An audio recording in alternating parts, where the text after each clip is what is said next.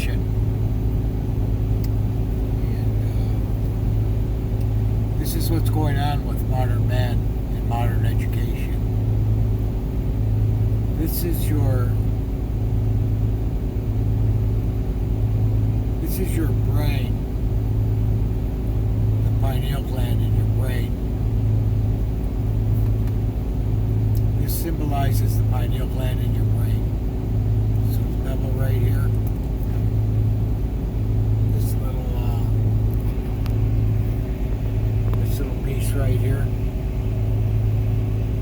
That's the size of your pineal gland under modern education system. That's what it leaves your pineal gland like in your brain. That's not healthy at all. This is about the size of the pineal gland in your brain. What it's supposed to be.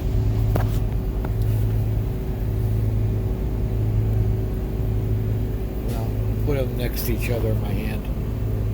You see the difference there? This is the modern education system, the little one. And this is the education system of the ancients. They knew that the pineal gland was supposed to be the size of an eyeball, i.e. the third eye. So, this has caused a problem.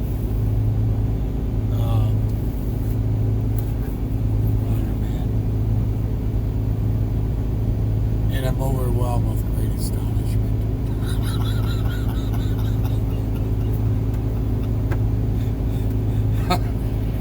Oh man, I laugh, but it's really not funny. It's really very sad because this has swept across humanity like a plague, way worse than COVID-19 or any plague in history. This is a plague. We can call it the, I don't know, raisin head syndrome, the plague of the raisin heads, something like that. But at any rate, this is my diagnosis and treatment plan for this condition, the human condition. 3 + 3 = Om, or 3 hours in the headstand and 3 hours meditation per day until you reach Om. Open the 7th chakra into Om. And Om is let's see, we'll take some look at what Om is in the real experience of it. Oh, I can't believe I don't have it on here. Why does this happen to me? I'm sure I downloaded it.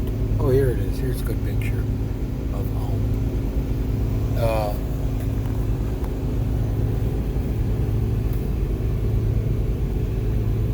That's Christ.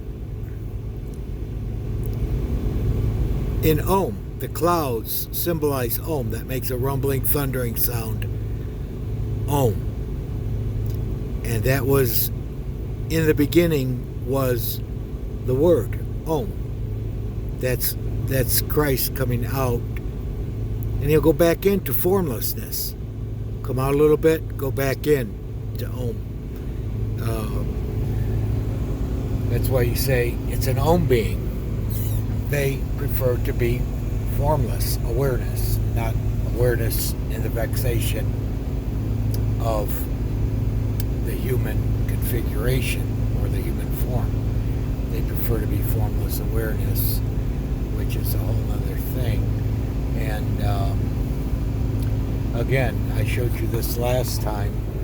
This is the you could call it Hermes staff, you could call it Kundalini yoga, you could call it Brahmayana. What it basically is, a basic energy structure spiraling up.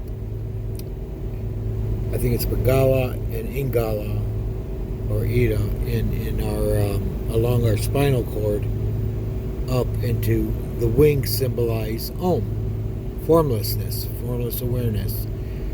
The day of Pentecost, the Knowles went or as a Zen saying says, if I said a wind blows there, would it make any difference? Because it's outside of the human form. Anything you say is inside the human form. Speech is inside the human form. So these wings symbolize, well, flying with the Buddha's eagle, or flying on that great mighty rushing wind on the day of Pentecost. But everybody has to have their own unique day of Pentecost when they reach that state of Christ consciousness, or okay, and that same spiraling energy we see is the same energy in the pyramid. When you go at the capstone and you go straight down that pyramid, okay, at the top of the pyramid, you go straight down, there's a spiraling energy they've discovered in the spiral top in the center. That would be an obelisk inside the pyramid. It would be an obelisk, abstract, and it creates the spiraling energy that goes up. Now, I know it from, there's also this, because this isn't just the physical physical body phenomena. It's also in our astral body. You can see by the unicorn's horns, which I've gone over before. The unicorn's horns, like you see there, these pictures of that's the Royal Thai classical ballet dance, angel dance. And again, you see the cloud symbolizing Om, formless state of consciousness. So, but anyway, the spiraling on the unicorn's horn upwards on those types of angels, born again Christian angels, shows the Om. Okay, and that video I wanted to upload, or that picture, finally uploaded. I finally got good at uploading videos, and this is what I was going to show you about when I did my first video ever. It was a simple Zen koan called A Dark Utterance. How do you explain the horizontal feature of Asian eyes? Well, this woman would have been answering it like so. You see how that flat piece is above her head? In angelic meditation, that will happen at one level of stillness, the first level. That's above her head, but it'll rest upon her head. And that would be where the Asian eyes come from, because as that parallels rests on her head, the eyes take the feature naturally of parallel, becoming parallel with that, resting perfectly on her head square. But that's green and black at different colors. It's actually yellow.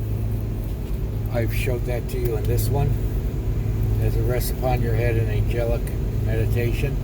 It's just a property of the ethereal world, not the astral world. I showed you those angels before, the last picture. They're different types of angels, and the ethereal is higher. So meditation is when you place how high are your thoughts above ours. Your mind is still, and God's mind is placed on the pedestal. Okay, but here is also where I showed you the cone resting on the head, the cone, the flat piece underneath. You see these guys. It's Enki, Utu, Inanna, 2300 BC deities. Okay, these guys are higher than the Humacorns, the born-again Christian resurrection. They're higher. Okay, so in other words, Christ gets your foot in your door. But you're not with these guys yet. These are ancients, and they were higher than a typical Christian resurrection, but Christ taught differently than what they're teaching now. It's higher than a Judeo-Christian, contemporary Christianity resurrection, which is not bad considering the unicorn's horn. But on on the cone, you see it doesn't have the ball, the yellow ball resting on the cone. It's 3 pieces of stillness. Each one has its own body world.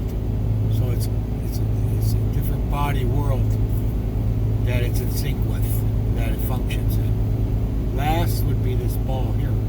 They could be like that for thousands of years and not even know. This ball is supposed to rest on this cone.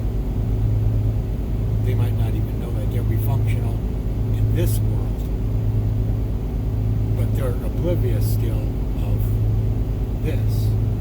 So this is vital to see if you're Asian especially, because this rests on the head of Asian angels. Mainly, there's exceptions to the rule, but to see this, you will remember this in your resurrection if you reach that state of meditation. Remember seeing, you'll say, oh, no, I'm not supposed to be a clone. Don't spend 1,000 years like these guys in there, because you know this ball is supposed to be here from watching this video. Okay, so I was going to touch upon that a little bit today, but on the ball, that's where the Buddha's ego perches. Because when you go into more stillness than that, is this. That's merging into the formless Om. This goes into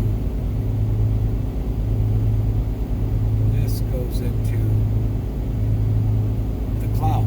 This cloud right here.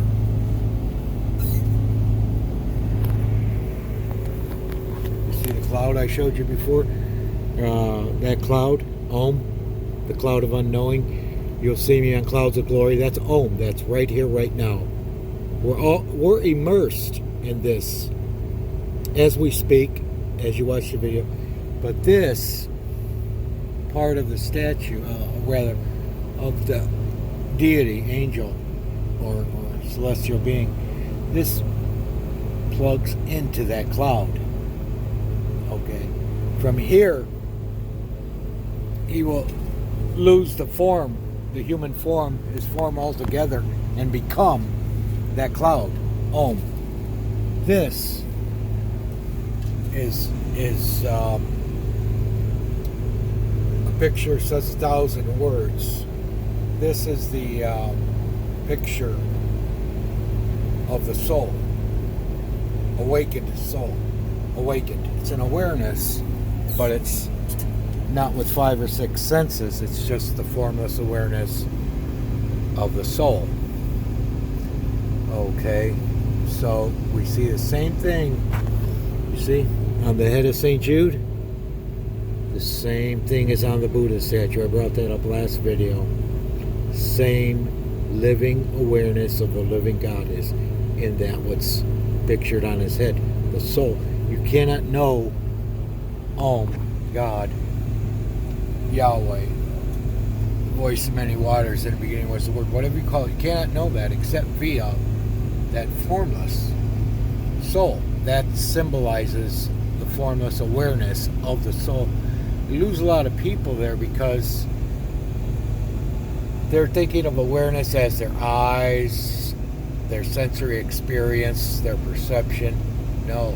This is outside and beyond all of the possible human perceptions of the 5 or 6 senses. The 6 senses being the divine white light. The Om is beyond the light.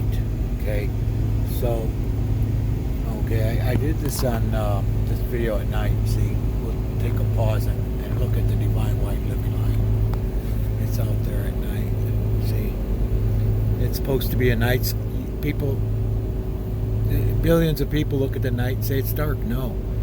It's brilliantly illuminated with the divine white living light is out there with omniscience so far greater than our own that people prefer to play hide and seek, pretend it's not there, because they have a problem with an intelligence infinitely greater than ours.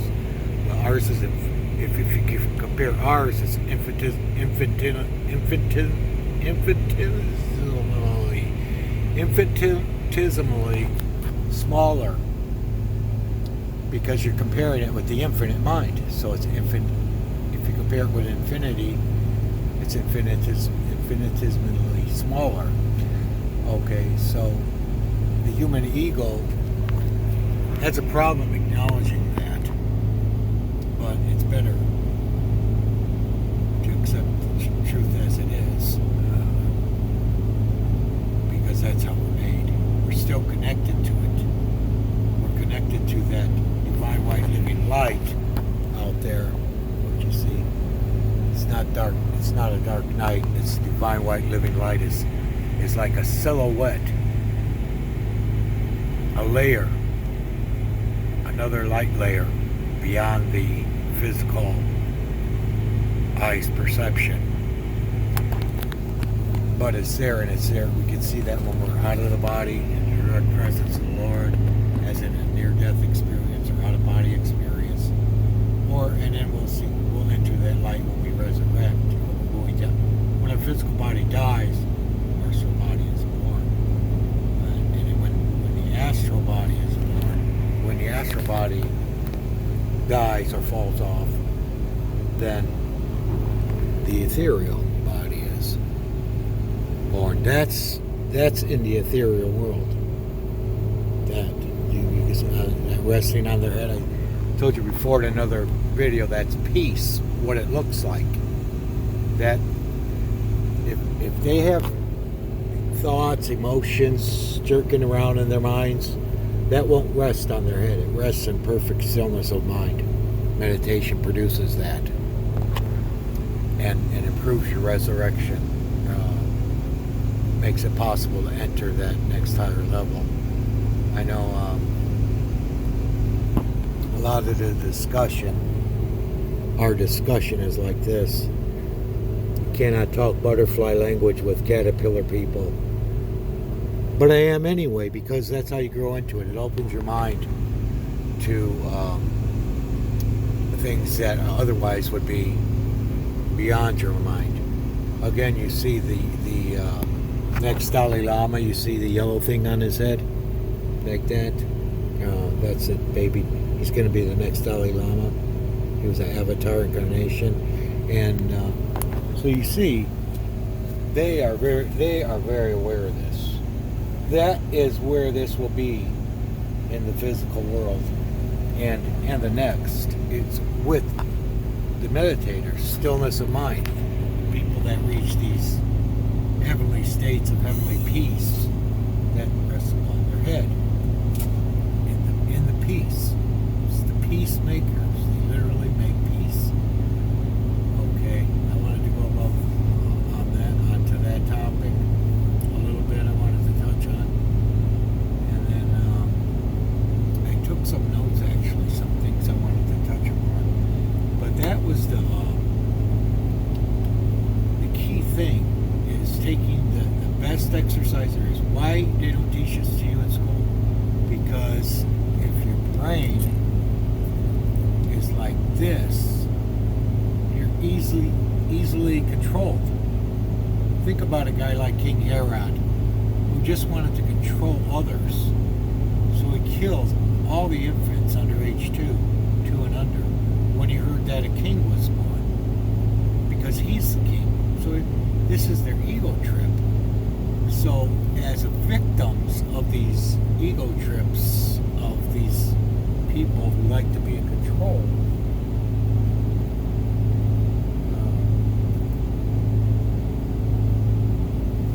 I dropped it.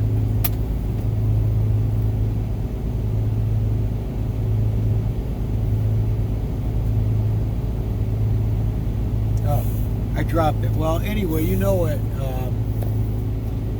That they will leave your brain like that, and not care if your brain never develops like it's supposed to, the size of an eyeball inside your brain and pineal gland. There's another picture of a guy actually had an actual brain, open, and it showed the tiny little pineal gland. And that's supposed to expand in our brains into the, they call it the cave of Brahma. At least that's what Patanjali used to call it. One of the first yogis to write about yoga and stuff. So at any rate, just to have control over you and lift themselves up above you, they may or may not have their pineal gland this size, but they leave yours undeveloped pineal gland in your brain. That's the third eye, which is connected with higher states of consciousness, like the divine white living light I showed you. Which the divine white living light, the third eye. I'm going to go over a little thing with the third eye, because a lot of people are talking about the third eye I see on YouTube. And now there's this guy named Richard Hittleman, and he used to write yoga books back in the, I used to read them back in the 70s, late 70s, and for some reason they've taken his books out of print. Again, they're starting to turn India into an ugly caste system, and they won't make this knowledge available to people without much money, which is a shame. And that ugly caste system is starting to form in India, where you either have money or you don't, and they keep knowledge like this away from them. They keep them down. Sadly, the whole world, everybody's beating themselves up, and everybody's getting beat up. That's part of getting beat up. That little pineal gland. They're not letting you grow and develop into a full-size pineal gland in your brain. It's very tragic because that limits your higher faculties, like especially in the states of enlightened awareness. So everybody's beating everybody up, trying to be the big man on molecule Earth, and yet in heaven it's the exact opposite. Bless others. What did Christ say? You will teach others, follow my commandments, teach others will be greatest. In other words, teaching was the key principle in benefiting others, raising their consciousness, and yet on earth they beat each other up, but it's the exact opposite. First will be last and last will be first. But at any rate, I have an exercise for you for your third eye, and that is candle gazing. I read this in Richard Hittleman's books, one of his books. I've read all his yoga books just about, and now they took him out of print. He was very good because he would tell the exercise, and he would tell what parts of the body were benefited by it and how, what part of the anatomy, and they removed his books from print. They're out of print. Okay, at any rate, I'm going to share this exercise I learned from his book, and I did this because if you're doing headstands and meditating, you're going to start to become ripe. That means for a vision, that's the heavens opening up, because that's just your light, your perception of light, your bandwidth, the normal physical bandwidth, opening up into you're going to be able to pick up the astral bandwidth, because it's just like tuning into this YouTube channel. You tuned and the frequencies matched, and the vibrational frequencies matched and synchronized. So now you're seeing me on this YouTube channel. The same thing with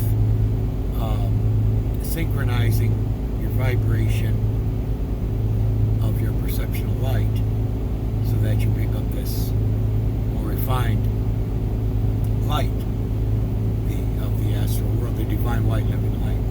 At any rate, you look into this candle, and I thought I lost it because I did this one day, and as I closed my eyes to watch the afterglow, and with my third eye, it was real small.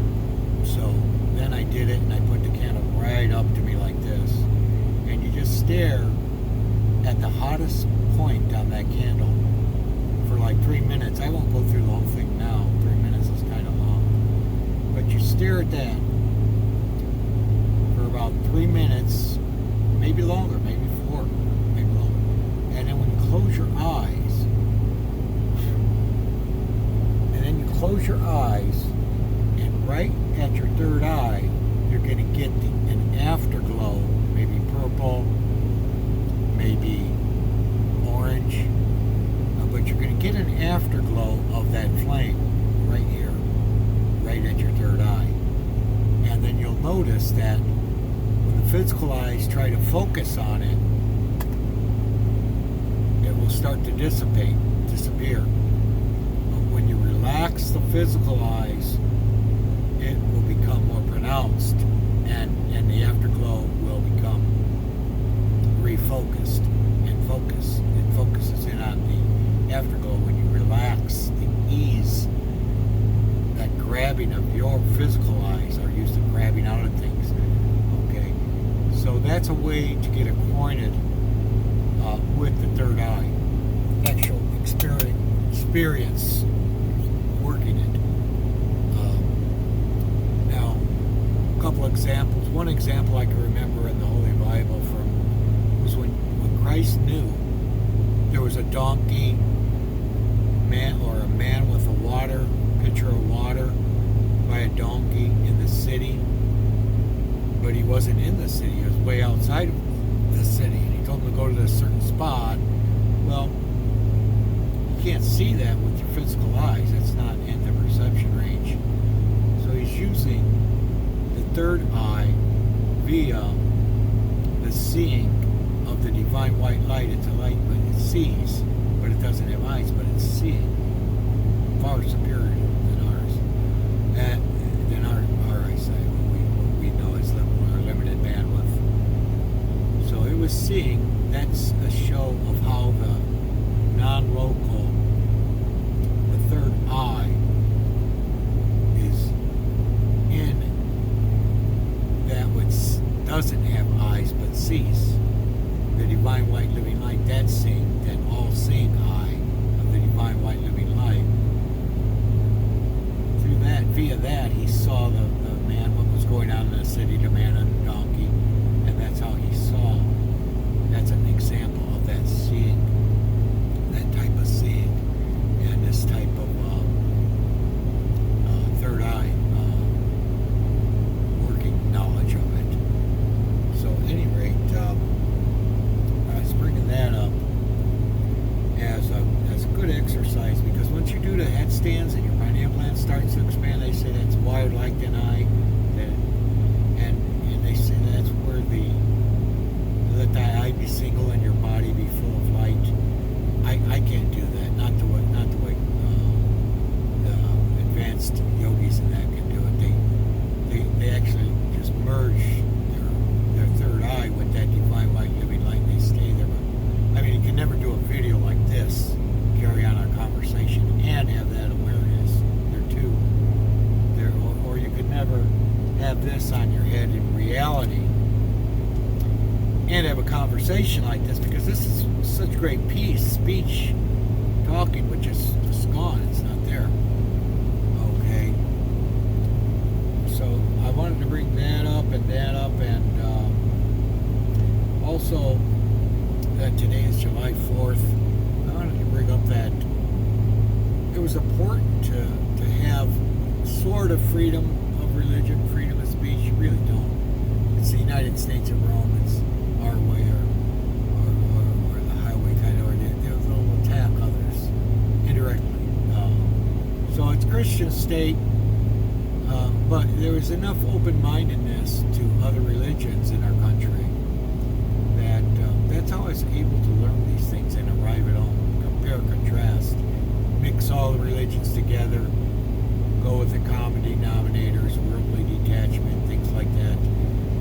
The common denominators, they say it's 85% the same, the religions. And then what's good about it is to arrive at Om, you realize Om is in non-duality. That's why I said the Trinity is a false teaching. The unity should replace the Trinity, except the Trinity shouldn't replace it altogether. As you manifest out of Om, okay, you have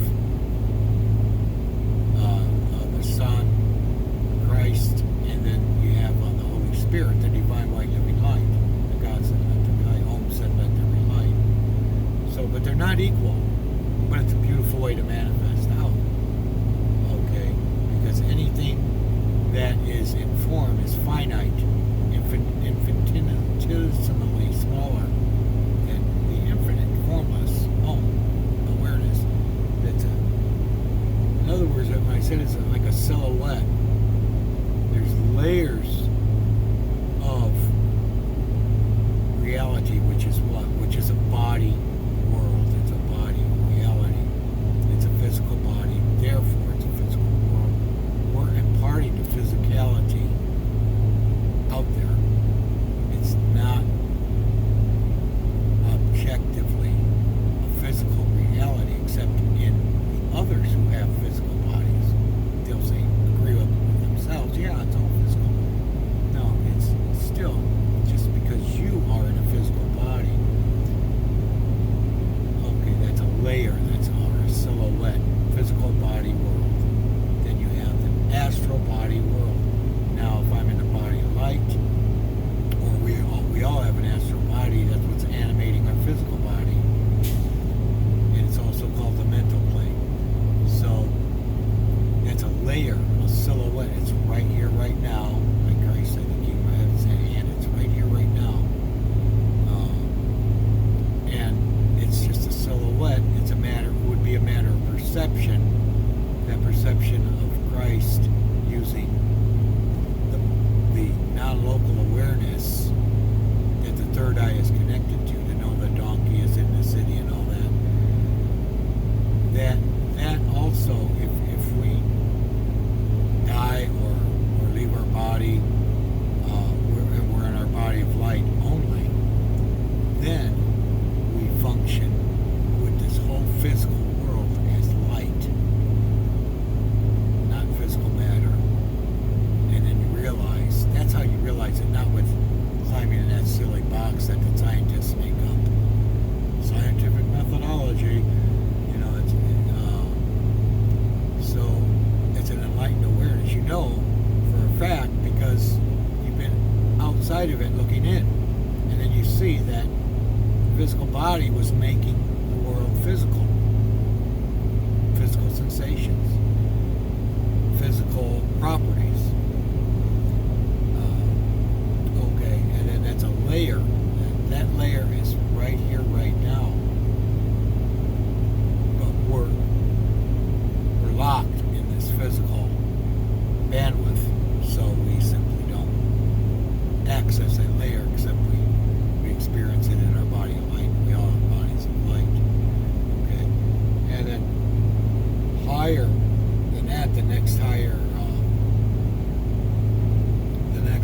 would be the ethereal body world, which that would be this is definitely in the ethereal body world. Ethereal body, ethereal world with ethereal properties. More like a dream. Because in the astral body world, the ancients learned, when it's called the mental plane, they learned that astral body of light exists in a hypersensitive rapport with the divine white living light in such a way that when your mind thinks, like I'm here in Arizona, say I was thinking of New York City, a park bench in, say, Central Park. Let's say I was thinking of Central Park in New York City, but I'm here, but I'm in my body of light, not my physical body. My body of light would be in New York City because it moves at the speed of thought.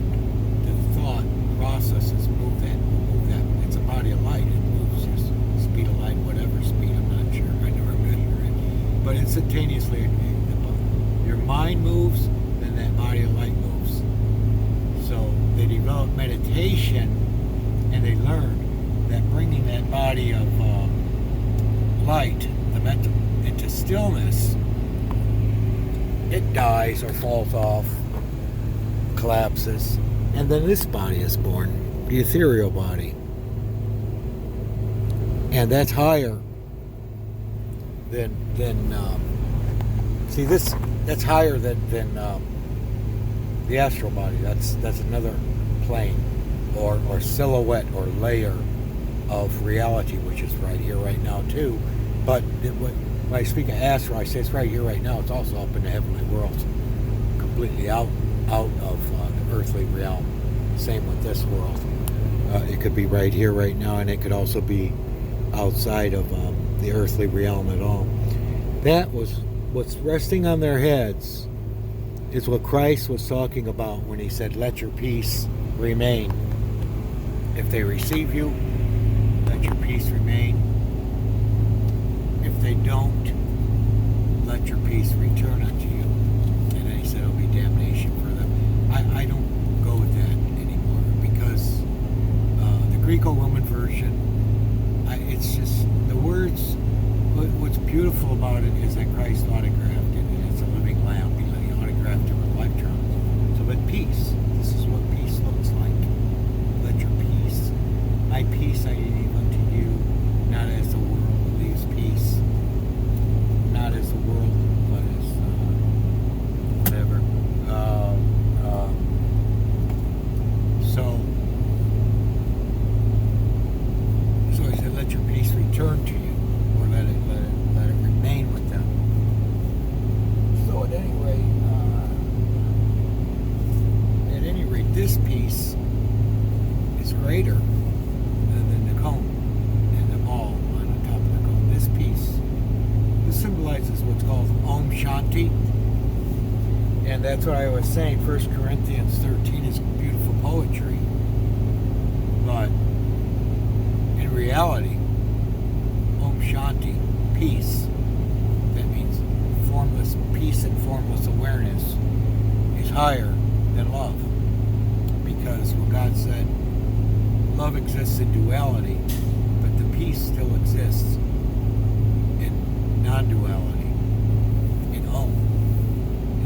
And that's why I keep saying there has to be a unity, not a trinity. It's okay, but it's not true, and it's false. And over 1,000 years, and as time goes on, the people get more and more thrown off from the heavenly realities, what really is, and what the words are. So, I thought I would bring that up. And also, I was bringing up today, of all things, the yoga girls, because